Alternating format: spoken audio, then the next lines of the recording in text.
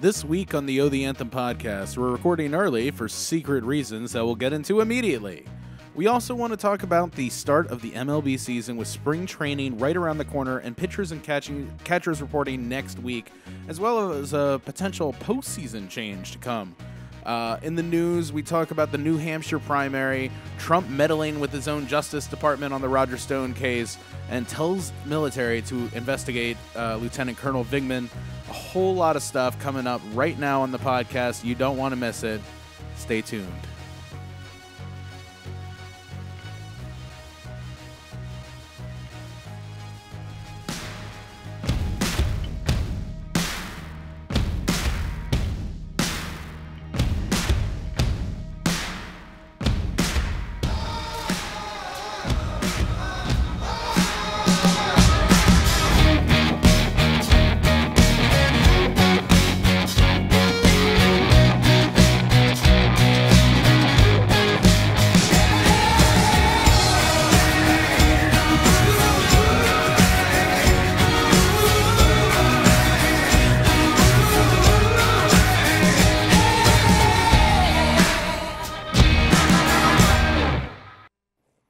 Greetings from probably Vegas. This is Cory, and this is the O The Anthem podcast. Good afternoon, everybody. It's Rob. Welcome to episode 306 of the O The Anthem podcast, coming to you from the hashtag OTA LA studios, high above the 110 freeway in downtown Los Angeles, California.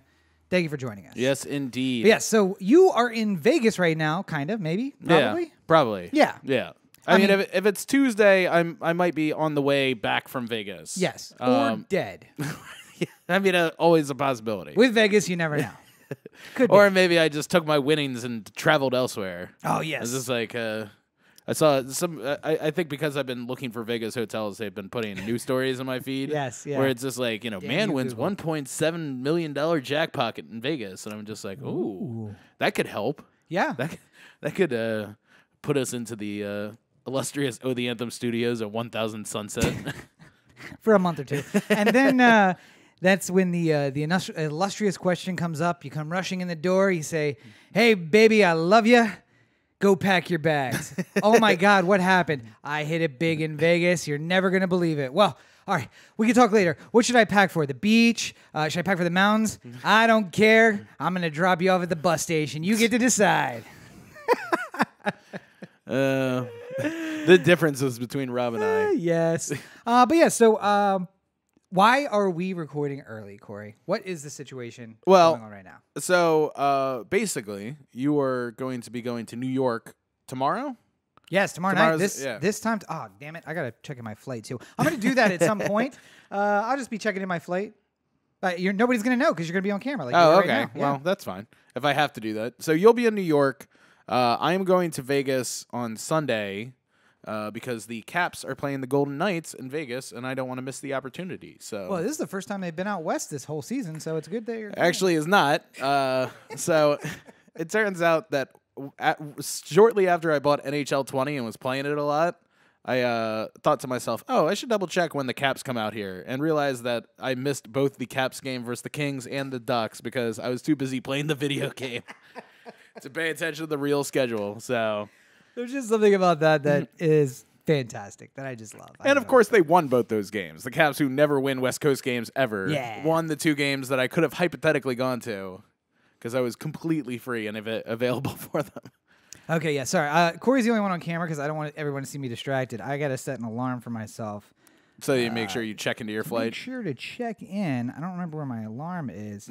By the way, are we savages? Is this really how we need to travel? The 24 hours before, just to get a chance to get an upgrade, I got to just be like pounding the pavement and watching the time. I feel like, what are we doing with society? Honestly, right now?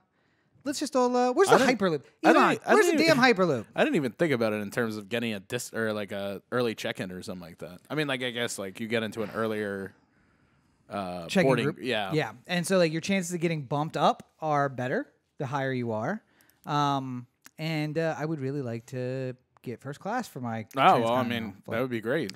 And I mean, yeah, so I think it's JetBlue. So I'm pretty sure I have my seat already. And I think I paid for the bigger seat. So already I've paid for the bigger seat, and the chance of me getting bumped up into like First class would be higher. I don't even think they have first class. It's like business supreme or whatever. Yeah. But like the chances get much better. And nobody's traveling to New York on Friday night, right? Especially not from New York or from L.A. Yeah, not on. It's not a popular to and from. Not on Valentine's Day weekend for all of those bi-coastal couples who are handling their business. Yeah. And if you hear noise in the background, that would be producer Carly sleeping on the job, and except for right now, not sleeping. Now She's arguing with Monkey Mike. Yeah, it looks like it. Having a little fight off camera. So yeah, you'll be coming back Sunday. I'll be leaving Sunday. Yes, ships passing in the night. And then I'll probably be back Tuesday, I think is the plan. Yeah. And I think we figured out, like, I think you thought my flight was coming in the morning, and you're like, oh, perfect day. Grab from the airport, we'll go to the XFL game, then just come back, do a podcast, and then I'll leave for Vegas. Yeah. And I was like, oh, yeah, my flight comes in at 11 p.m. All right, so none of that applies. Yes, yeah. So, because and you know what I realized? I'm like, I was really upset for a moment because it's President's Day weekend. Yeah. And I was like, oh, we could have stayed an extra day and got another day of vacation. And I was like, oh yeah, I don't have off. So you don't have bankers holidays. Nope. I'll be at work on Monday, unlike most of you. Although it would have been perfect because if we were recording on Monday, I could have left early and taken like a half day. Yeah, celebrate the presidency. You know what? You're right. Better that I'm just going to be working a full day and not worrying about a podcast. Because I'd probably say some things I might regret, like the Kobe episode. Like what? But yeah, but the big question I really have, because Vegas is in front of me here. Yes. I'm feeling really confident about the Orioles this season. Yes. Should I be putting 1,000 down, like 2,000 down, 3,000? Like what's the appropriate bet for Orioles to win the World Series? Well, so I mean, I don't want to look foolish. I don't want to give you a number because the problem that I got to think about is, did you eat before you walk up there? Do you need to eat more? What about the electricity to get home? Like, make sure you have all of those things. Yeah. So I think what you should do is put approximately 95% of whatever you have in the bank. Whatever's on left? The Orioles. Yes. No, not what's left. Just whatever you have in the bank. Yeah, At the moment that you're about to place the bet. Okay. Yeah, that makes sense. And also 100% of credit card balances that are still available. Well, clearly. Yeah. Well, I guess there's no better place to talk about the upcoming Orioles season than in sports ball. Hey.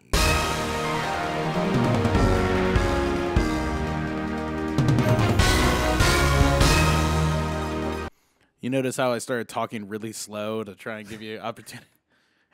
Yeah. Oh, I see what he's doing. He didn't just go sports ball. So one of the other problems is we used to have this handy dandy nifty scene changer where it was like press one button. Yeah. And I already memorized where the buttons were. They don't work on the latest version of OBS so that we're using here, and so I don't have it. And then I still inherently will be like, press the button. oh, sports ball. Oh yeah. Let me get the cursor and get going and move it over. So yeah. Yes, the pitchers and catchers are reporting this week as you're listening to the podcast. The beginning of spring training. Everyone's has a perfect season so far. There's not a loss in sight. Get to see the new crop. Adley Rushman will be reporting with the rest. Everything seems to be pointing to an excellent Orioles season. Now, not the team themselves. This is what I'm everything talking except about. for the talent on the field. This is what I'm talking about. We now have a friend who lives in St. Pete. Yeah.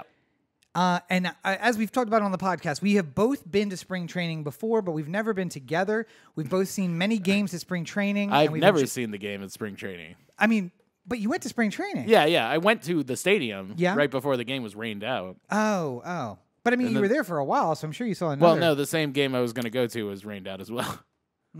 So you only had tickets for 2 games? Yeah. How long were you in Florida? For a week. How about I saw like 9 games in a week. There was a trip to Orlando that went in that too. Oh, no regrets from that, right?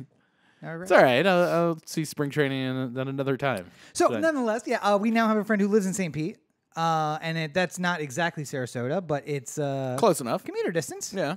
So we could go to spring training, and it's just like I feel like a little bit of a call, but at the same time, I feel like there's a lot of talent in the minor leagues, and they're gonna look really good, and then I'm gonna get my heart broken once the season starts. Once people start getting serious, it's gonna be a bad day. Well, I'm not gonna be I don't know if you've heard about this proposed change to the playoffs, but might get us one or two steps closer to actually making the damn thing. Oh, wait, I did hear about this. They're calling it the guillotine rule. The last place team also makes the playoffs, and they must play every single team. And if they beat all of them, they then get the last spot in the playoffs. No, I wish that was that true, but no. Can you imagine? Like a team goes in last place, like the Orioles with 47 wins go in, and then of these 8, 7. Well, let's just say 8 right now. Yeah. No, 8 right now. No. Wild card, division. So 3, 4, 5, 10 total. 10 total. Oh, but only 5 on your side. Right. So the Orioles go in with the 47 wins, and then they whip up on 4 of the 5 playoff contenders, and then they're like, all right, so now they're gonna go to New York and play the Yankees, and the Yankees are just like, all right, guys, listen, we got this. We cannot get embarrassed the way that everybody else has been embarrassed. This team has won more in the last week than they won in June. At any point in the season. So we gotta put it together. Let's get it together. But yeah, I actually don't mind that. Yeah, maybe having the last place team just in there for fun. Maybe MLB should just listen to that. Maybe let the last place team play everyone from their conference. To the best of my knowledge, Rob Manfred doesn't respond to the argument of "Come on, but it'll be fun." Hey, listen, Rob. We got a little understanding here. We got a little Rob thing. Robs are smart. We understand each other. I'm just saying. Give a little thought. You're going to be in New York this weekend. Maybe you I will buy him a steak and pitch him on the idea. All I'm saying is I'm going to have a steak on Friday night. I'll be at 46th Street. If you'd like to be there. If you walk into the same place and you see a guy who looks pretty miserable, like he doesn't want to be there, spending $150 on a steak. I mean, I'll enjoy the $150 steak, but I don't want to spend $150 on a steak. Come over and say hi. And if you don't like my rules, just be like, you look like a baseball fan. I'll be wearing my Baltimore hat and a shirt that doesn't fit very well and that I don't really want to be wearing. And that'll be me. So, yeah, come say hi. You look like a baseball fan. You're miserable wearing an Orioles hat. Yeah, that's me. That's me. So, new proposed potential playoff changes. Right, yeah. Basically, what would happen is the 3 division winners would... the number 1 seed would get a first-round bye. The 3 division winners would pick... or the other 2 division winners and the first wild card would pick in order of how they finished the opponent that they would want to play in a 3-game only at home for the higher ranked team series, and then everyone moves on to the division. Let me ask you, what if the team wanted to play on the road? What if it's like the Florida Marlins, and they're like, "Ooh, we'd rather just play at a stadium with people." First of all, Miami Marlins. Oh, I'm sorry, Miami Marlins. If they just say, "Hey, we'd really like to play this playoff in a stadium with people in it," can we go to Colorado and play? You made your bed. You lie in it. No, I mean like it's So I think what's compelling about it is like there is kind of this reality TV version of like it's time to pick the teams, and you have like. You know, the manager of the Red Sox, like going like, "Yeah, we'll cream the Tigers. Let's take them." And it's a little bit of draft part 2, and it's a little bit of flashback to middle school when it's like, "Oh, guys, come on." I hope I don't get picked last for the team. This way, yeah. I mean, really, you don't want to get you don't want to get picked first, yeah, because you got to play the toughest team first, right? So it's like. I don't want to get picked first. All right, come on. But I mean, like, it really does go back to the age of baseball in our youth. Like, thinking about not getting picked last and this chance getting picked first. So. Yeah. There's not enough of that in baseball. And I would wager that no one on the field on either side of the ball there has ever felt that ever when they were little. Just like Jose Altuve is a short guy. I imagine he's been short his whole life, and he moves to a new school. He gets picked last. One time at gym class, and then the very next day they're like, "I'm picking first." No, I'm picking first. Jose, you're on my team. Come on, let's go. He becomes one of the people that already is part of the game prior to the teams being decided. It's like, well, the 4 of us are playing. Should we pick the rest of the people? Yeah.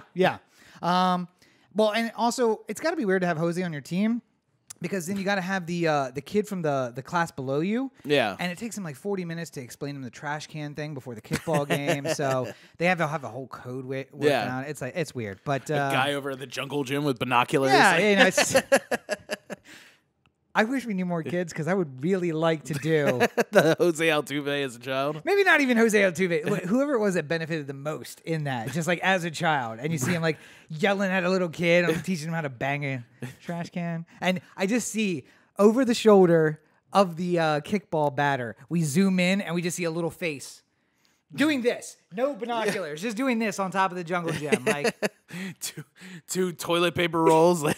He's throwing a number 2. I don't know what that is. Isn't all kickballs the same? Aren't they all fastballs? Oh, my God. All right. Huh? Now I know why Cory got picked last in gym class. Okay. Well, no, absolutely not. There's no slider in kickball. Oh, you put a little English on that bad boy. You can get it to a lot of things. Yeah, but not actually go into the strike zone. You got to like... Here's the ironic thing. You bowl like you're pitching. And you're going to tell me that you can't get a curveball? Yeah, because if I bowl like I'm bowling, then I'm just going to throw it sideways like this with my Cro-Magnon shoulders. But you can't imagine getting a little English on a kickball that would make it like curve wickedly. I mean, like I could get how like you might be able to like have it skip weird or something like that. Oh no, you get like one high skip, one low skip, and when it hits and it's spinning, it looks like it's coming right at you, and then just right across the plate. All I want to do, I think, I see ads for like these like Zoom balls or whatever once in a while. You know, the ones that like break like 9.5 feet. Yeah. Like I kind of just want to like buy one so I can go to the park and throw it and just feel really good about myself. Like finally got that curve nailed down. Look at this curveball I just threw. When it combined 18 feet. 9 that you were already breaking, 9 for the ball. It breaks this way and then breaks back the other way. I'm just like, yeah. First one was an accident. I was playing wiffle ball in college, I remember. And like I just had the stuff that day. And like all my balls were like breaking weird. Yeah. And like people were just like, who is this guy? Never repeated that ever again. Yeah, no, we're trying to organize a wiffle ball game at work. And then we went outside with the wiffle ball and the bat. Yeah. And I had forgotten. But one of the guys just like, yeah, go down. And he's like, throws the ball, and it does this like loop-de-loop, and then whips back across. And I was just like, all right, we're not playing wiffle ball. We are not. I don't feel like being embarrassed in front of everyone here when I fall down. I'm going to be the coach. Coach, all-time coach. I'm Tom Hanks. Or pitcher, all-time pitcher. There we go. Yeah. You want to pitch? Too bad. I'm pitching. That's what I do. I was called Sidney Ponzone in that wiffle ball game, probably because I was drunk.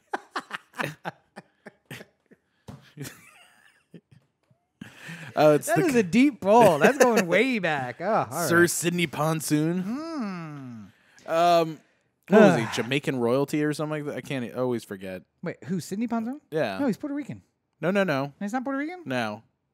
No, he was Aruba. He's from Aruba. Yeah. I'm one of the few baseball players from Aruba. I don't know. Do you know where Aruba is? In the islands there.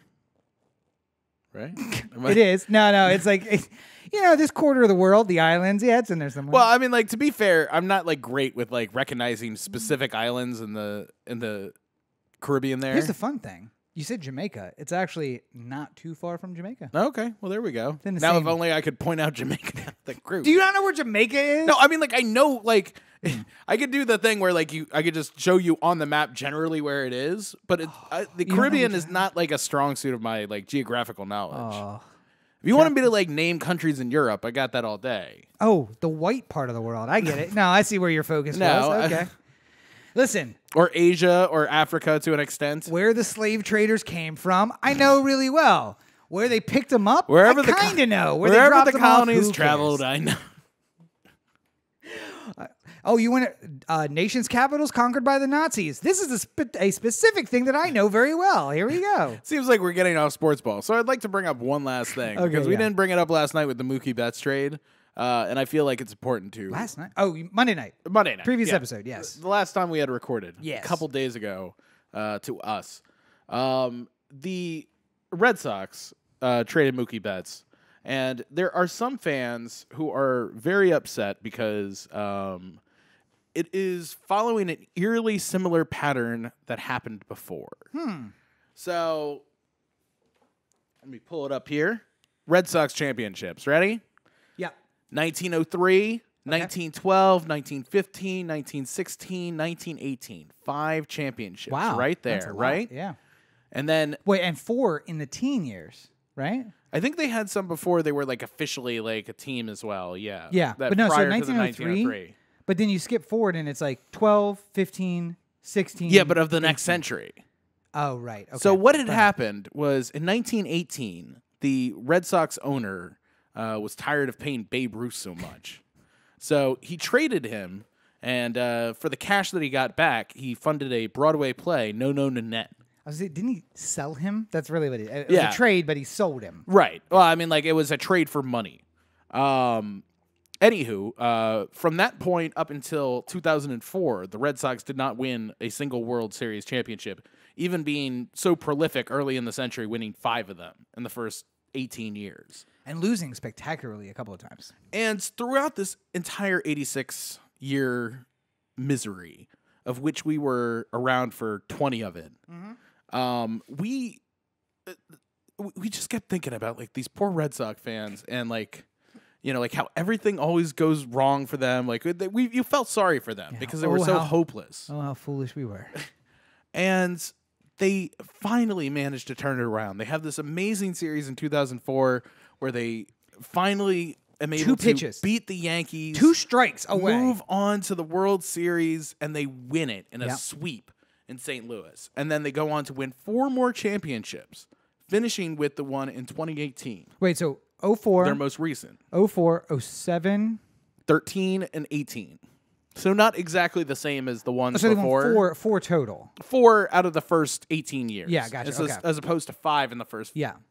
But, I mean, like, I guess we could start the clock at, like, from 1904 until 1918, they won 4. Yeah. From 2004 to 2018, they won 4. Yep. But they just basically did an exact repeat of what they did with the 1918 trade of Babe Ruth, where they gave up Mookie Betts because he was getting too expensive, and they were worried they weren't going to be able to re-sign him and trade him for effectively money. Yeah. What was the play? What's the play that's getting funded by this? I don't know. I think the Henrys are trying to sell the Red Sox. I've heard that. So maybe they're trying to get like the high priced items off the books in case like the new owner wants build to value. Yeah. Because this also the 1918 the owner also sold shortly thereafter, and there were many ownership squads who just didn't know how to do it, and they like opined for the days of the owner who did. So what you're telling me is, New England is about to lose Tom Brady and the Boston Red Sox. Yeah. If they go another 86 years, I will be so happy. I will be so happy. It couldn't happen to better people. And That's all I'm saying. I'm kind of like circling this as just like a thought of like the curse of Mookie. Yeah. How are the Celtics doing? They're all right. Are they okay? They're probably going to make the playoffs, and they look like a contender. But Okay. Because in the end, but, it was to like, be fair, the Celtics were consistent even throughout Boston's losing elsewhere. that's what I was going to say. It's like that's the one thing they It's have. almost like the Celtics and the Bruins are kind of separate from this whole thing. Like the Bruins win when they win. It's kind of how it happens. I'd really like Celtics have like good runs. I'd like to take both of those things away from them. I don't want any happiness in that city. Bring back the Whalers. Yeah. Move them to Hartford. Just make them suffer. Take it all away from them. They'll never lose the Bruins, though. That's the you wouldn't lose the Celtics either. But I'm saying like the NHL has like this thing about the original 6 teams that like they never want them to like leave under any circumstance. So even when like Ottawa was like not doing great, they were just like, you got to build them a new fucking arena because we ain't moving this team. How much money you need? We'll give you the money. But yeah, what do you guys do it, Franks? That's what you build your arenas with? What's the conversion rate? I can get two American dollars and get you what, 1,000 francs? Yeah, I was gonna go the other direction with it. Frankfurters? I get like 8 for $1. It's fine. Yeah, let's just do this. Let's go.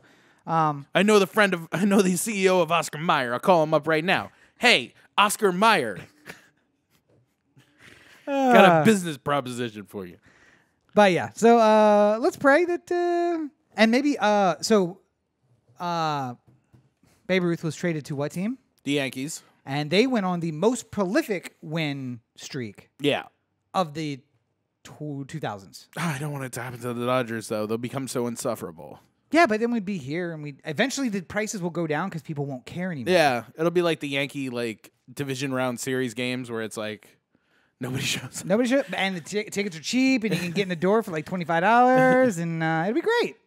It's playoff baseball. This happens every year. But yeah, we're always in here. What? Yeah. Why am I going to a divisional round game? I'm saving my money for the World Series. That's still an expensive game because people just want to be seen there. Who cares about the division round? Well, that'd be the cool thing. Like if we rise in celebrity, like maybe we can be friends with Matt Damon and Affleck or something like that, and they'll let us come and sit with their seats and stuff. I want everyone to mark or my Ari words. Gold or something like. I do not care how famous I ever am. If you ever see me out in public with Ben Affleck, call the police because I've been kidnapped and something is very wrong. You say this now, but I think the two of you would get along. That's the problem. Like It would only be trouble. This would be very much trouble. Like 3 days later, I wake up, I'm surrounded by Mexican hookers, and there's blow on the table, and just I don't know what happened. Why am I married? Why am I married? There's a ring on me. They all have rings on. I don't want this kind of responsibility, people. Come on. Yeah.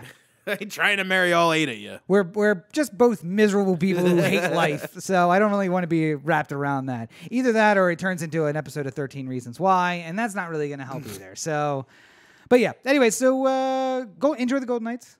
Thank you. Hopefully the Capitals will return to their losing ways on the West Coast. And I'm kind of hoping that there's the Ovechkin is on the doorstep of 700 goals. Ooh. So there's a chance that it happens in Vegas. So. Is it one game? Yeah. Oh, they're coming out to Vegas for one game? Yeah. I mean, to be fair, they're in Phoenix on Saturday. So you could do both. I mean, I'd have to figure out how to get the electric charge all the way to Phoenix. So Phoenix to Vegas is not a problem. Probably not. Yeah, I think that there's now some stations along that way. The thing is, if you want to get to Vegas in an electric car, you probably can. The problem is getting anywhere in between the cities that are connected to Vegas. You basically have to drive to Vegas and then drive to Phoenix and then go back to Vegas and come back to LA. I don't like the fact that I have to put in the loss in front of Vegas. I feel like they should just know. By the way, when I'm writing Vegas, what I mean is Vegas. I don't know if you've mentioned this. Cory has officially hit $100 spent on electricity in the car. Yeah. And you've owned the car for months. 4 months now? Yeah. So his gas bill. I mean, it's Phoenix to Vegas is pretty much the same as LA to Vegas. Yeah. And there's some stations along the way. They built some stations along the way. I'm sure there's something I could find. The elevation change is the problem. You have more elevation change going from Phoenix to Vegas than you do LA to Vegas. I have to cross the Grand Canyon, too. Yeah.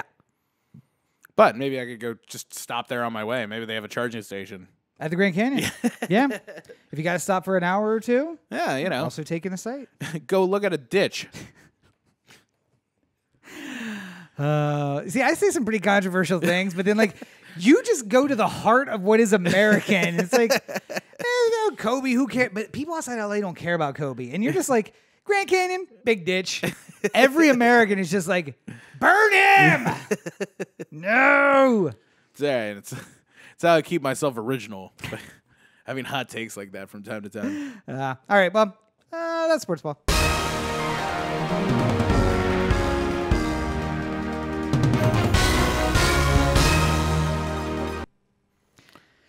Well, yeah, so we talked about Iowa on Monday. Yeah. So it's only fitting that we come up and talk about the next primary. As I said on this week's episode, the only place that's less representative of the American public than Iowa, New Hampshire.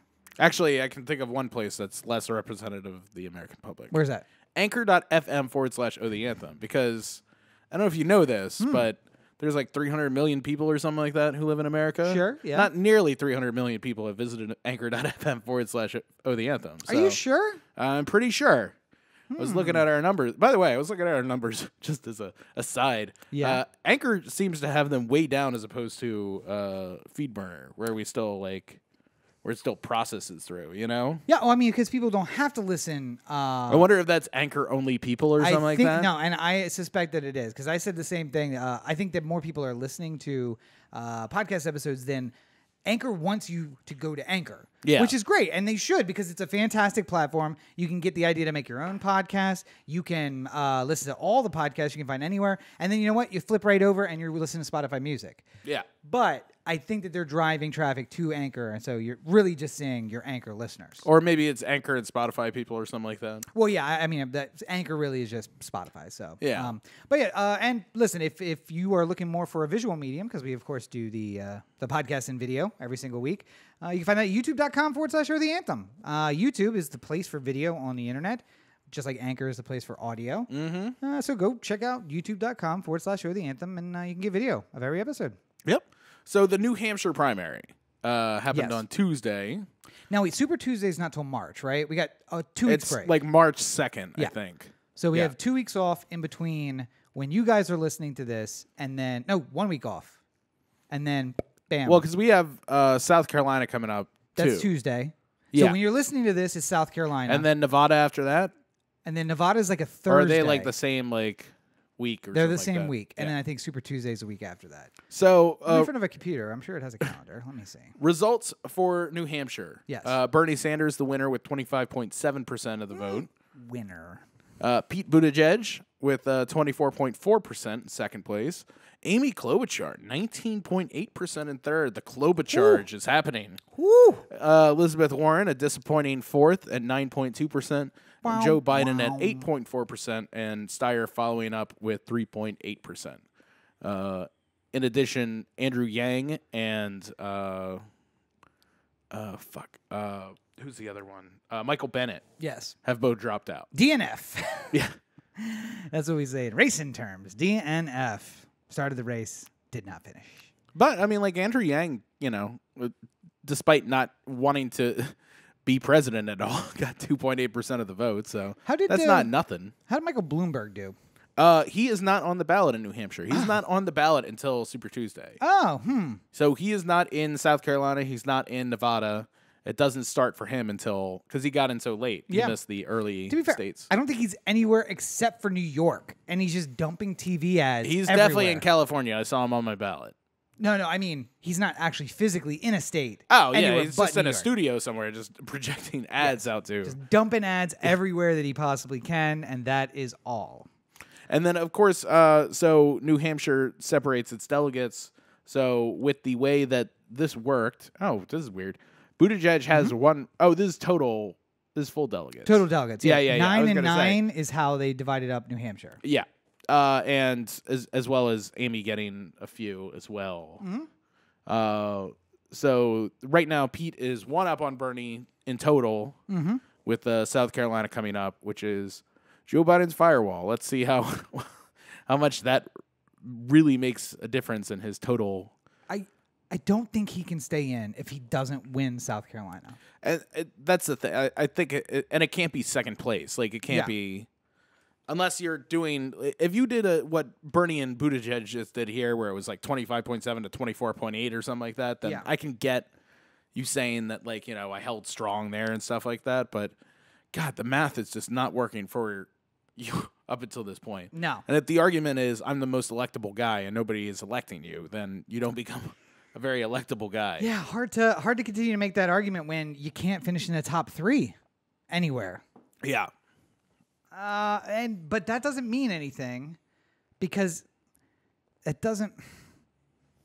Hillary didn't really win anywhere, a lot of places, but she still ended up the nominee, and he's the Hillary of this election, right? I mean, he's the party favorite, if you will. So, see, I don't know. I feel like there's like 4 people who are all vying for that like party favorite kind of place. I think that's part of the problem. you think? Yeah, because I mean, like I feel like Biden and Buttigieg and Klobuchar and to an extent like Bloomberg and Steyer are all sort of that center left kind of candidate right now. In differing degrees, yeah. I mean, I feel like if Iowa started when all the people were first announced, like when we had debates with 2 nights and stuff like that, I bet Biden basically has Buttigieg's vote total. Like they probably switch. But because there was time for Buttigieg to build up through these debates and stuff like that, he was able to surpass Biden at a certain point, and I think become the vote getter in those early states. So I found a calendar. Nevada's actually first, February Okay. 22nd. That would be Saturday. Oh, It's okay. not this Saturday, but next Saturday. So I'll be able to go there the day after when they're all celebrating their caucus. No, not this Saturday. Next Saturday. Okay. Yes. And then So I'll be there early for their celebratory break. they already know who's going to win. And then following Saturday is South Carolina. Mm-hmm. Now, both Nevada and South Carolina have proportional splits of. So that means the first four cities have States. Have proportional splitting of their delegates. Yeah. If I win 50%, you win 50%, then we basically split the 50-50 the vote total. Yes. Yeah. So let's do some quick maths. Iowa has 49. 49 pledged delegates to give. New Hampshire has 33. Nevada has 48. South Carolina, 63. Yeah, that's really high. I didn't realize it was that many. So by my math, that's about 200 delegates up for grabs. Right? Through those first four states. Through those first four. Now, keep in mind, 2 states that vote on Super Tuesday are New York and California, which combined have 107 delegates, and they don't do proportional. Yeah.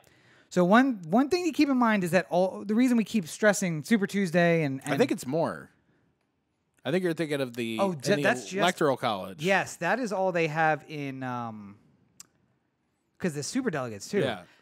Damn, California has 494. It is proportional, though. I thought so. Is it? No. I just Allocation, looked it up. proportional. Some delegates. Oh no, some are proportional. Oh, okay. Some are proportional. Is it like some candidate or some counties? Yes, break off? some give theirs to the winner of the county, not necessarily the winner of the overall state election. Gotcha. So California will split 494. Yeah. That's right, because you get a delegate for every Senate seat and every House seat and. That's how it works in the Electoral College.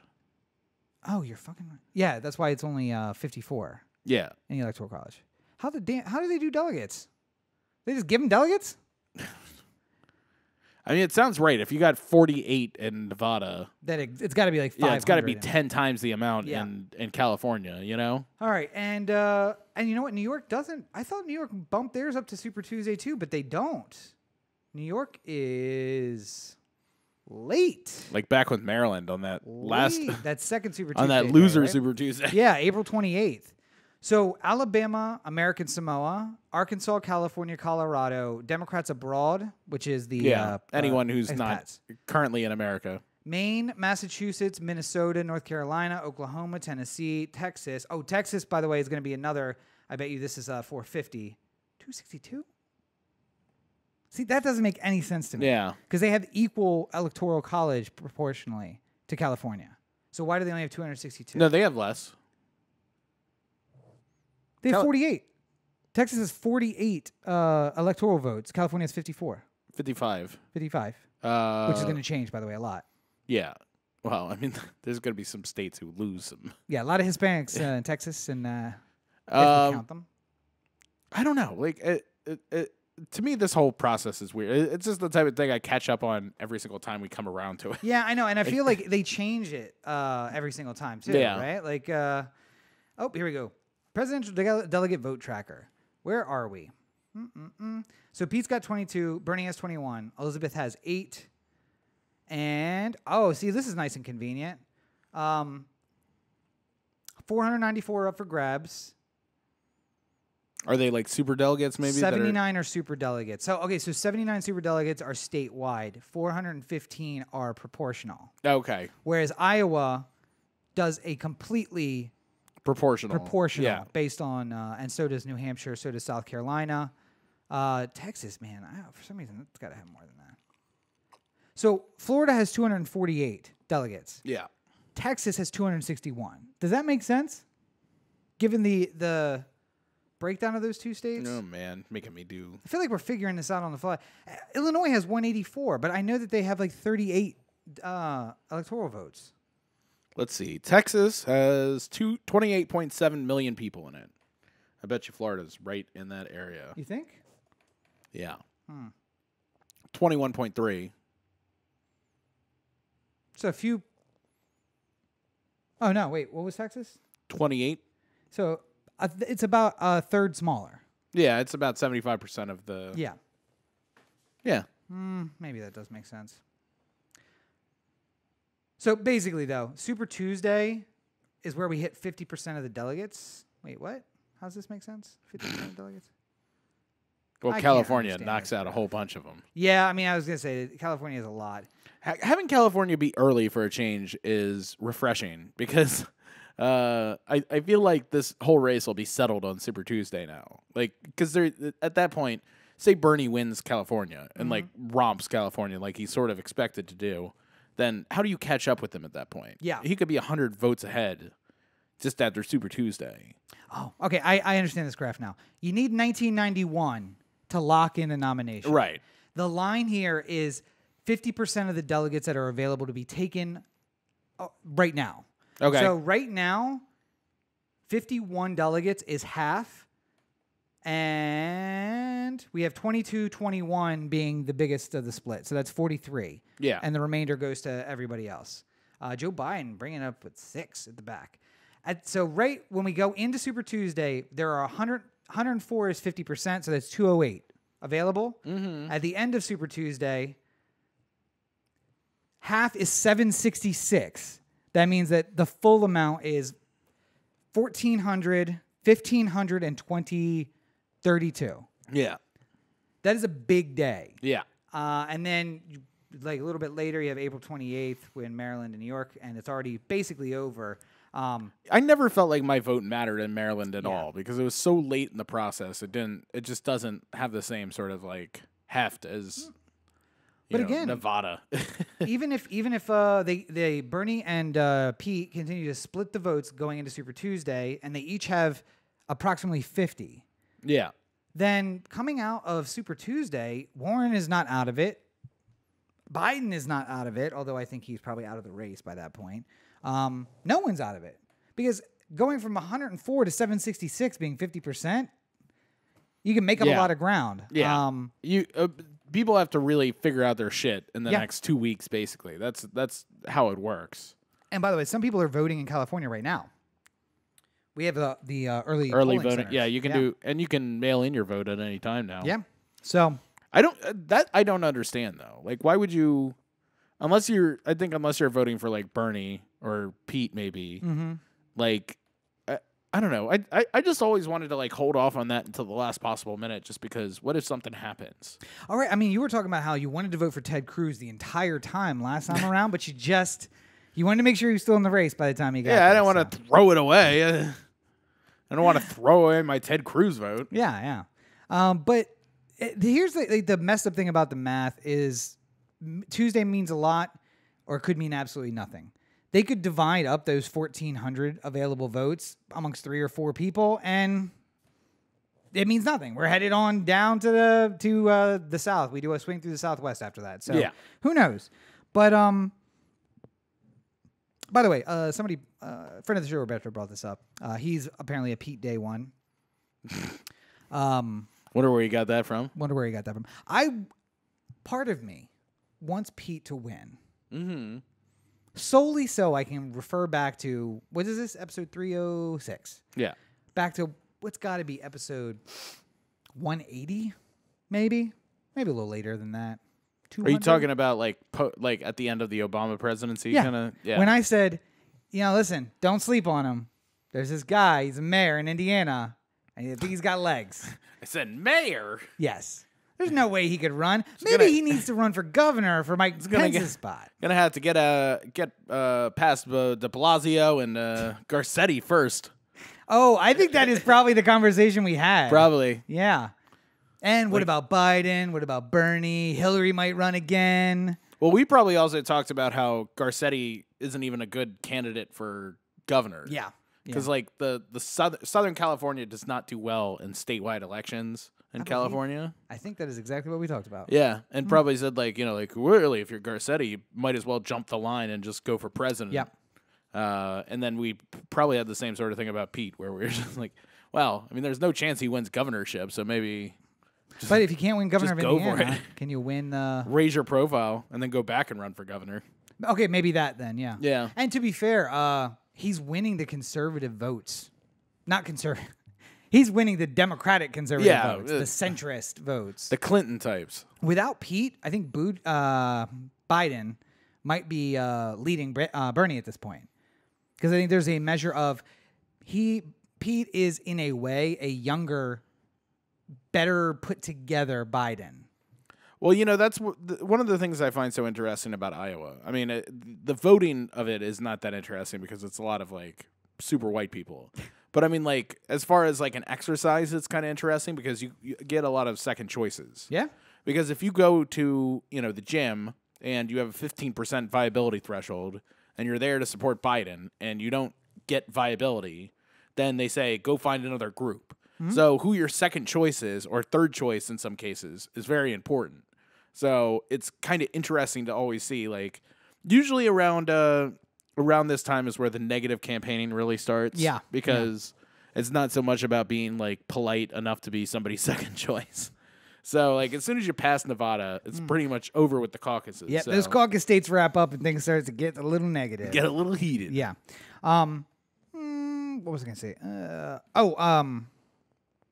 But of course, we're going to continue to follow. I do imagine that all the Democrats that I know here are not keen on Pete. No, they're not Team Pete. And I think that he's got... Here's the problem, guys. We got to be realistic about this thing. I don't know that Bernie can beat Trump because he can't win the middle of the country. I feel like Bernie can beat Trump. Here's the thing. My thought process right now is I will literally vote for anybody. I will vote for Dead Strom Thurmond for president over Trump right now. Ooh, he could do less damage. Because he's dead. Yeah, because he's dead. Yeah. I would vote for a dead person over the current sitting alive president. Mm-hmm. My threshold is not that high. And to be honest, all the Democrats, I'm just assuming that Biden just drops out at some point here. Yeah. And keeps me from having to preface this with a Biden thing, but pretty much any of these Democrats right now I'd vote for. I'm okay with any of them. I worry that when you get into the general, Pete being a small town mayor is not going to be as endearing as it is in the Democratic primary, where a lot of people will sort of say yeah, Trump's a horrible person and racist and I don't like what he does or says, but my 401 is doing good and Pete's just been a mayor. I don't know if he's quite ready to be president of the free world, flashing back to Trump not knowing what the fuck he's doing ever. And Pete probably has a really good team of people who come in with him day one. The middle of the country and parts of the South are full of people just like Mitt Romney who are saying to themselves kind of what you're saying right now. Yeah. Give me someone who isn't a bleeding heart liberal who's going to bring in socialism and bring in all of those terrible things, and I will vote for them. If you can give me someone who looks conservative enough, that maybe 50 years ago, I mean, let's be honest, Hillary, Biden, Pete might have been Republicans 50 or 100 years ago. So, I mean, not 100 because 100, things were reversed. But, 50, 60 years ago, they would have been on the fringe of the Republican Party, not kind of in the center of the Democratic Party. They would have been moderate Republicans. Yeah. And that party just kept moving to the right. So I think there's a lot of people out there who are saying, we need to get back to that. And the American politics is reactionary. If we put in a president who is a Democratic moderate, the Republican Party has to react by putting out a moderate next time because you have to be more normal. The Bob Dole versus Bill Clinton. Bob Dole versus Bill Clinton was really where's my pen? Bob Dole. Yeah. He's a war hero. Man is a war hero. He doesn't have the use of his hands. I'm just throwing out a reference to Bob Dole. People always brought up the pen. So he couldn't he was a war hero and he couldn't what was it? Couldn't open his hand all the way? No. So he once it was shut, he couldn't open it or close it. So he would assist the closing of it and then just hold it so it looked like he was intentionally. So he was making a point with the pen, being I'm Bob Dole. And was he Vietnam or Korea? Had to be Korea. Yeah, right. He was tortured though. That's why it was like Yeah. John McCain. He was tortured and Right, lost his right. hand. So But unlike John McCain, he left when he was told. when they were like, "You can go home," he's like, "All right, Bye. boys, let's go on home." See ya. But so the reason that the Republicans responded with Bob Dole was because Bush was not he wasn't a moderate. He was a Reagan Republican. He was very conservative at the time. It's hard to think that now because of what we have, but he was considered kind of on the outside. And Bob Dole was like, you know what? I can be the middle way. I can be the moderate. Yeah. And they were like, Clinton is the moderate Democrat. We got to put a moderate Republican up against him. And this is the guy we're going to choose for whatever reason. Yeah. And then once he was out, then we went a little fringy with Bush and Gore, who were both on the fringes of their party. But that's how we reply to each other. Well, you also got to think that the after Dole lost and before Bush was like president, the Republican was starting to do this thing like, all right, so we're at the end, going to be at a distinct disadvantage if we don't take care of the Latino population, which is exploding in this country. So we need to start thinking about people who will be beneficial to Latino voters. Yep. And Bush basically worked his way into that nuzzle by being Texas governor and being related friendly to Latinos. Yeah, being friendly to Latinos. And by the way, the guy who you saw 8 years into being president was not the guy who was governor of Texas. No. And the guy now is more like that governor who is like never say sanctuary city. Or you got to think that if 9/11 never happened, Bush is probably just like doing the same thing he was as governor, which is just like this like happy-go-lucky, I'm just going to give tax cuts kind of guy. Yeah. I mean, he's like, going to be economically still favoring the rich, but like you're never going to see camps with children under an overpass. Right. Yeah. So there's that. Bombing of brown children elsewhere in the world probably doesn't happen. Oh, I'm sure it does. They'll figure it out. Oh, I mean, not with the frequency. I mean, Bolton was still there. There's no. Oh, that's true. No way to avoid that part. That's true. But like I said, though they are going to be looking. When the sun went up, we got to bomb somebody. They're going to be looking. Voters are going to be looking for Romney, the centrist, and the Republican Party is not offering that. The Democratic Party, ironically, is offering kind of a conservative-leaning guy, and I think that was what we're seeing in New Hampshire. That's what we're seeing in Iowa. South Carolina is going to be the test. Yeah. Is he replacing Biden as that conservative centrist candidate? And if he is, he may have the best chance. And I said it 2 years ago, people. Well, I said it. So Biden's point at this, his argument at this point is 99.9% of African American voters have not voted yet in this primary. That's also true. And representative. Right now, Buttigieg is at 0% support in the black community. Yep. And Klobuchar is also at 0%. They literally had it listed as 0% on a recent poll. You know, Bernie has a kind of like uneven grasp on black voters, and Biden, that seems to always be a strength. But yeah, he's got that Clinton thing going as you need to remember as you go forward in this process. Remember that Joe Biden has run for president 3 times and has yet to win a single state. Yes, at any point along the way. So, but here's the other thing: what is Trump support in the black community, and what was it in 2016? But that's almost different because the Republican Party wasn't the black Republican vote is not a huge part of the coalition. True, but I don't know that there's like a certain percentage of the black population that'll vote Republican. Yeah, like it won't break free, and that's like the kind of like consistent one that they stand by, you know, like usually evangelical voters. I don't think Hillary was getting high percentages of black vote. And in the margin, what decided the election in 2016? White women over the age of 30 decided the election. And I can tell you that is only getting worse. That is only going to be more. I would also argue that what decided the election was the fact that people were not wanting to go to vote because it was Trump versus Hillary. Yeah. And if a normal number of Democrats go to show up to vote in Michigan and Wisconsin and Ohio, then this could be a completely different story. You know? And, you know, if all of you show up to the Instagram account for O The Anthem, this could be a completely different story as well. Let's get us over 1,000 Instagram followers. Yeah, listen, we got to be the ringer here. Yes. We got to sell to Spotify, make ourselves some money. By the way, that number keeps going up. Every time I see a news story, the number's going up. And Yeah, I just feel like Bill's following the stories. And he's like, yeah, so they're saying 3 million now, so 4 million's the number. Just feel like Deadline. I'm just gonna like ring ourselves for $5 trillion. I'm like, what? Ooh, that's a retirement. That's a number. But not only on Instagram, because of course you can find O The Anthem on all your social media. You can find it on Facebook, Instagram, Twitter, at O The Anthem everywhere there. And of course we go live on YouTube and Twitter and Facebook. Not available on Instagram, but maybe we should look into that. But you can find us everywhere live and everywhere on social media in between episodes. We try to post little short clips and funny things that happen in our lives. So you don't want to miss out on any of that at O The Anthem all across the interwebs. And don't sleep on otheanthem.com. It's nice. It looks nice now. Yes, it's a plethora of episodes, very nicely cataloged, as well as merchandise that will make all your friends say, hey, where'd you get that shirt? And what does that even mean? But, you know, I said that the American people are looking for a Mitt Romney. I am looking for a Mitt Romney, too. And I hate that I am proud Pierre of Mitt Romney. Delecto. Yeah. I hate that I'm proud of Pierre Delecto. But for the first time in history, and I mean, there's only been 4 incidences thus far. Yeah. But for the first time in history, someone from the president's party voted for conviction against the sitting president. Yeah.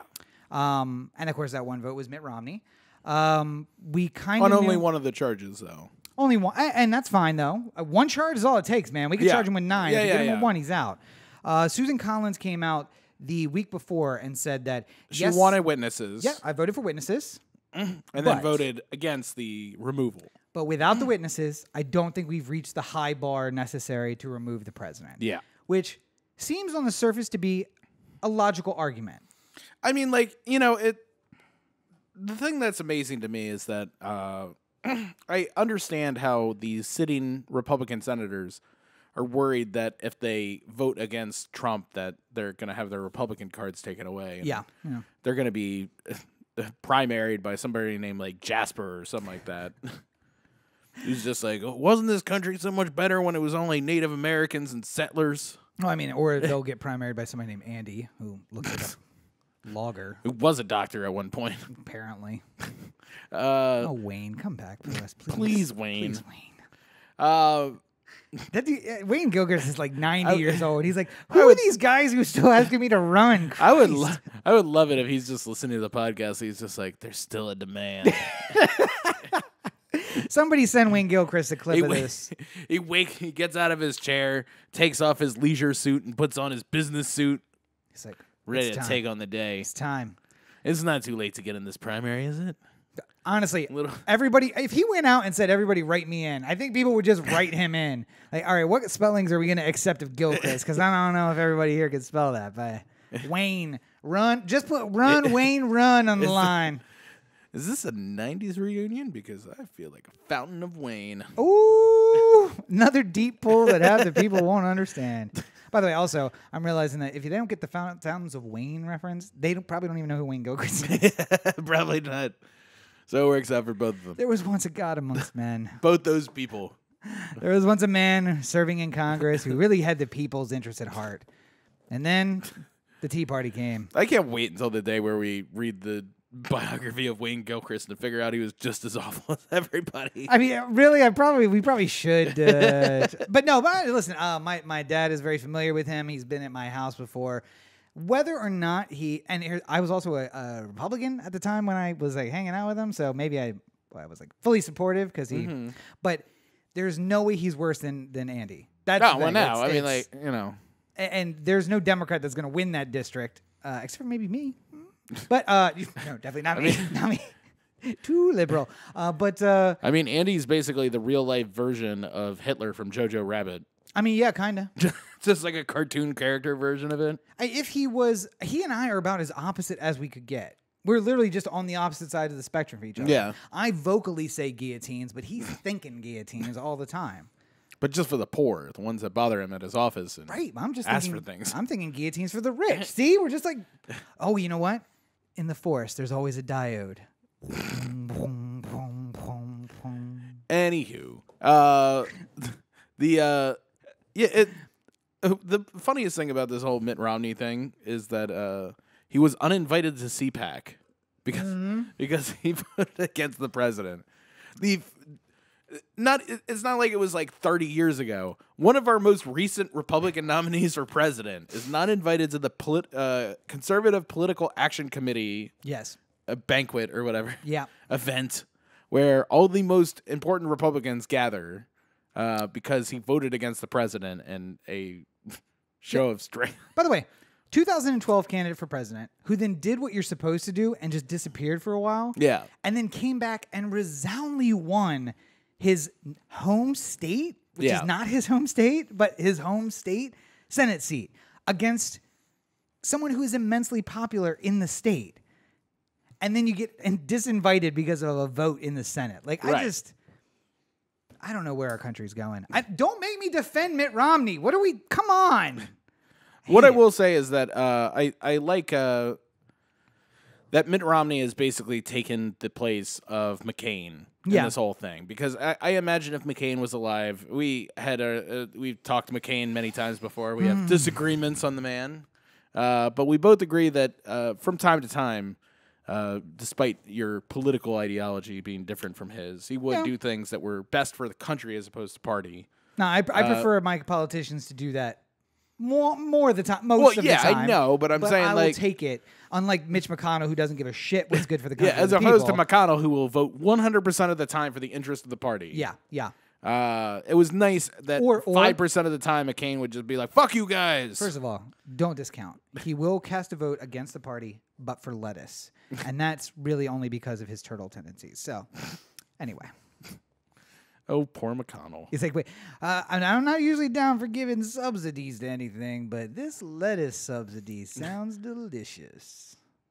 Anyway, so I don't know that he's taking McCain's place. I don't ever want to say that anyone would take McCain's place, but he certainly in this particular vote made a strong statement and said, I'm going to go against the party. Yeah. It cost him something. That's good or it's bad. I think it helps him in Utah. I think it does. It's one of those like rare places where being against Trump is actually beneficial because the Utah people will like kind of grit and bear and vote for Trump because they're Republicans and I don't think they allow the Democrats' names to be on the ballots there. But well, as you remember, Evan, what was his name? 2016, there was a guy who got like 11% of the vote in Utah. Oh, yeah, that's right. And Arizona. Yeah. Evan something. For being not Trump. Yeah, basically, he was just like, I want someone's name to be on the ballot in my home state so that people don't have to vote for Trump. And he got 11% of the vote in a bunch of states like Utah and Arizona and Colorado. So look him up. Evan Steenburgen is married. I don't remember. The actress. Sandberg? No, wouldn't be Sandberg. Something like that. Look him up. Yeah, there was some guy who ran in the Utah primary. But yeah, it's we're really getting down to it here, folks.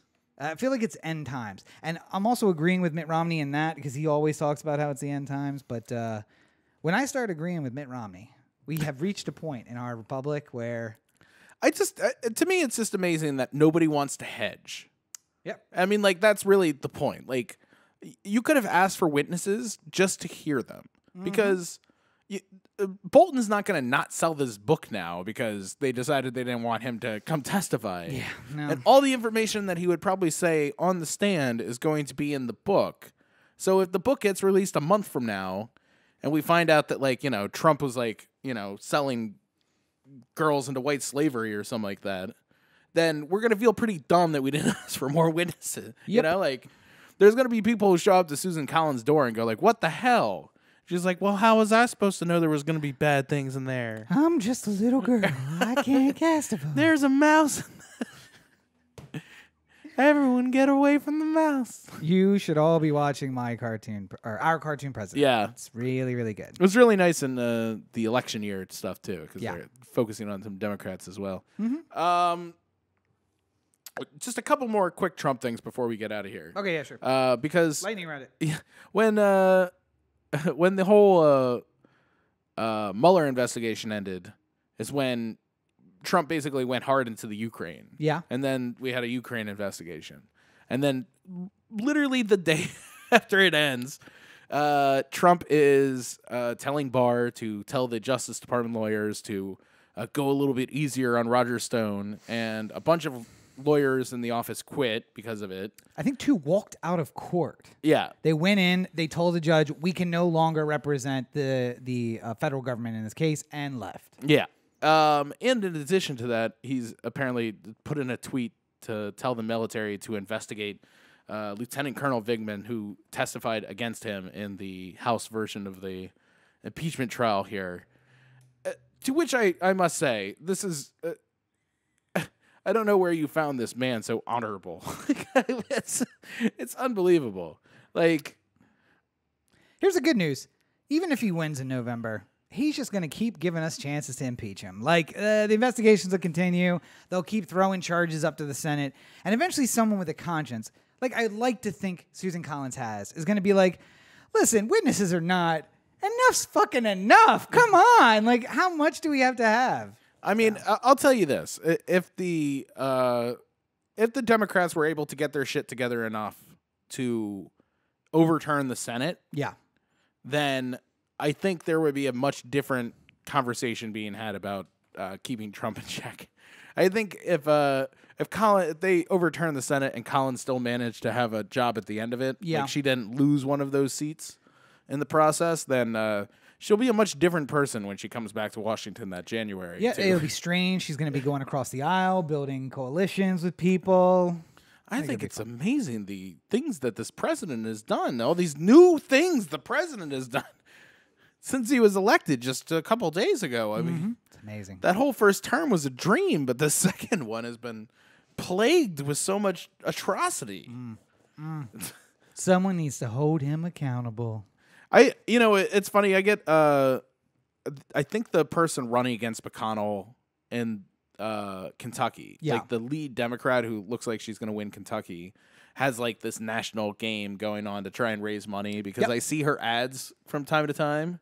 And you usually don't see ads for people outside of the state if they're running for like... She is doing the AOC thing, but for the Senate, where she's raising money for anyone who's in a vulnerable seat. Mm-hmm. And because she's running against Mitch McConnell, she's getting the most like press. But so her face is being used to be like, hey... It's like McGrath or something like that? Yeah, McGrath.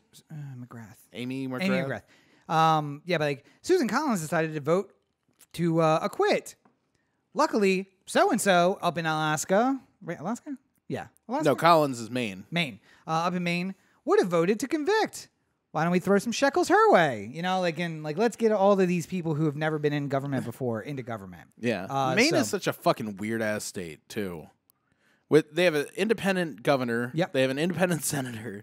And the independent governor is slightly racist, too. The independent governor is more Republican than Trump is. Yeah. And, Angus... is probably one of the most even-handed senators we have. Yeah. And then Collins. Yeah, and then Collins, who is, like, looks to be even, but then goes wildly right from any time, like, it's important. It's, and the Senate's weird. I don't think we've heard enough about the Senate thus far, but obviously the presidential campaign has taken up most of it. And for the most part, there are very few contested Senate seats. Like, by this time, you know who the front-runner is in your primary going into the Senate. But we'll hear more about it in the summer. There is a seat, one of the Georgia seats is now being called like the one to turn the Senate. Yeah. Because they think they have the votes, like McConnell's probably out. Well, there's weird ones too that if you heard on election day that Arizona switched or Colorado or New Mexico or there's one in Nevada too, right? I think one so. Republican senator in Nevada. Yes. I think that one's good for the changing. It's a bunch of like Midwestern. It's like the Sun Belt states that are like really like heavy in the change, which is why like people thought Beto had a good chance against Ted Cruz. Like not to like beat him, but to put on a good showing. Because by the way, Beto, there's another goddamn senator up for re-election this year. Yeah, why don't you run against Cornyn? Like he's just as bad as Cruz, just not like visibly so, and not so disturbingly visually so. Yeah, at least Cornyn can kiss his daughter without her running away. Yeah. But so there's a seat in Georgia, and they're basically saying, like, if we can turn this seat, it means something because it's never... So it hasn't been Democrat since Democrats were Republicans, essentially. And when Strom Thurmond said, hey, we're going to start a Dixiecrat party, it went Dixiecrat. And then when he went to the Republicans, it went Republican. And it's very strongly always been held by a very strong It hasn't been Democrat, I think, since Lyndon Johnson? Yeah, right? Yeah, that would have been 48. Because he was from Texas, right? Texas, yes. Oh, no, I was talking about the Georgia seat. The Georgia seat that is kind of being called like the runaway seat. The election will be running away if this seat goes blue because there's more talk of Georgia going blue too because I mean like the amount of stuff I was listening to Stacey Abrams on Larry Wilmore's podcast recently and the number of things she was going into about like how Kemp basically tried to torpedo the vote in Georgia is incredible. And makes you wonder how things could have been differently if none of this foul play was involved. But if you want to go to a place where there is absolutely 100% no foul play involved. Don't promise that. I can't. All right. There's a little asterisk, like we did not consult with our lawyers before saying this. OTheanthem.com. Corey to OTheanthem.com. O The Anthem on Facebook, Twitter, Instagram, and the listener line, 443-219-7595. What's that number again? 443-219-7595. I have the Birds of Prey review like already and uploaded and will be released tomorrow. If you are listening to this on the day that it's released, and why wouldn't you, then I just released the Ford vs. Ferrari review. So check both those out and let me know what you think and if you want me to see any movies in particular because got to do more reviews. So give me your suggestions. And I mean, of course, that you'll be in Vegas, and what better time to go see a movie when you're in Vegas? Nothing else to do in that town. 4 a.m. Might as well go to a movie. That's the one weird thing about Vegas. The movie times don't vary. Yeah. You're still going to have like a 7:30, a 9, a 10:30. Maybe you get the midnight. I'd be so happy if there was like home of the only 24-hour AMC in the country or something like that. Yeah. That makes it worth a trip to go there. Yeah. Just a 24-hour AMC theater. Well, anyway, you can, of course, find me at all your social networks at Robert N. Cheek. Excuse me. Oh, heartburn's kicking in. Don't die. Oh, those barbecue chips. I got barbecue stuff on my hand. Robert N. Cheek at all your social networks. Make sure you check out robertncheek.com where you can find all the things having to do with me, including the blog and the links to the books on Amazon. Buy Rob's books. Thank you. Oh, man. And, of course, you can go on over to YouTube, youtube.com/Rob Cheek, where you can find a bunch of videos, including the Everyman movie reviews. I, too, will have a Harley Quinn, Birds of Prey, the Fantabulous Emancipation of Harley Quinn review up tomorw. I've been wondering whether or not I should write that entire thing on the YouTube title. Yeah, I don't think it'll Birds fit of Prey. on mine. So no, I'm not gonna put the whole thing. I don't think anybody's gonna be searching for that. But also, Ford vs. Ferrari will be up on Sunday. So if you'd like a less pretentious version of Corey Baker filmmaker reviews, come on over to Everyman and we'll have it. I also have scripted out now 2 Rob Explains Everything episodes. And if I can ever get home before 10 p.m., I'm going to shoot one of them. It just hasn't seemed to work out thus far. So unfortunately, those are going to have to wait. And as Corey pointed out, I'm going to New York this weekend. So the likelihood of me getting any work done on Valentine's Day weekend with Roxanne in New York is probably nearly 0. So wait, they will. Statistically 0. But starting later this month, I will have a lot of free time where I'll be hermiting myself away and just writing and shooting and got a lot of exciting stuff. Writing, I hope, is most of what I spend my time in Vegas doing. Yeah. I mean, like, I have the hockey game that's sort of planned, but other than that, it's write and then eat whenever I'm not writing. Oh, and I hope it's not a spoiler. You can cut this out for the actual episode if you want, if you don't want people to know. But we will be attending NAB in Las Vegas in April. So if you are also going to be at NAB, please give us a shout out and let us know. We are going to treat it as a writing retreat. Yeah. And also go see some cool stuff and maybe pick up some new equipment. But for the most part, we'll be there to enjoy the city, enjoy the sights, to write. And we would love to see people. It's just like I feel like it's one of the things where people who might listen would also go there for work or for something else. Yeah. Let us know you're going to be there. Let's get together and say hi to one another. Come visit us in our palatial suite wherever we end up. Yeah, I mean, we'll find something wrong with the room. Corey will complain. We'll post about it all over social media, and then we'll get an upgrade. That's how we do. That's the O The Anthem way. So, it's April 14th through 19th? Something like that. Yeah, I think it's later than that, but I think it's after my birthday, right? Oh, you're right. It's a week after your birthday. So whenever the NAB is, that's when we'll be there. Look it up. You have Google. Yeah, it'll be the day before it starts through most of the week. I don't know if we're going to stay all the way through the end, but most of the week anyway. Yeah. All right. Well, I think we've done good here today. We've done something. I don't know if it's good. But as always, you're listening to the O The Anthem podcast, part of the O The Anthem digital network. For Cory, this is Rob. Have a great week, everybody. Viva Las Vegas. And you're going to give me like a duel in New York, or something like that? See, that's the kind of stuff in you New have to... York. Actually, you know what? Here, let me just... Concrete jungle where dreams are made of. In Vegas. What kind of mashup was that?